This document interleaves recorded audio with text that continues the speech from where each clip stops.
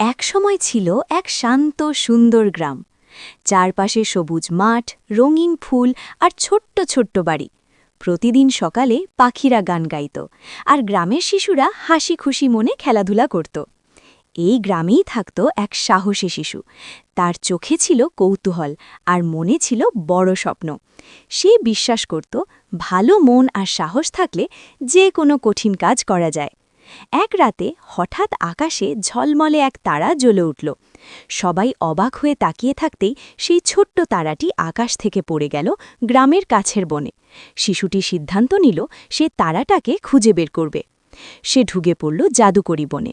বনটি ছিল অদ্ভুত আর সুন্দর। গাছগুলো আলো দিচ্ছিল, বাতাসে ভেসে বেড়াচ্ছিল জাদুর ঝিলিক।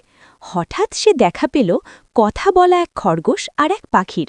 তারা শিশুটিকে বলল, ভয় পেও না, সাহসী হলে পথ নিজেই খুলে যাবে। কিছুদূর এগিয়ে শিশুটি দেখতে পেল ছোট্ট তারাটি কাঁদছে। তার আলো ম্লান হয়ে গেছে।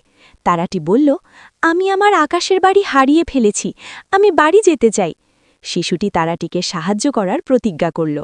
কিন্তু তারাটিকে ফেরাতে হলে যেতে হবে এক ভয়ঙ্কর অন্ধকার পাহাড়ে। চারদিকে অন্ধকার, বাতাসে ভয় আর রহস্য।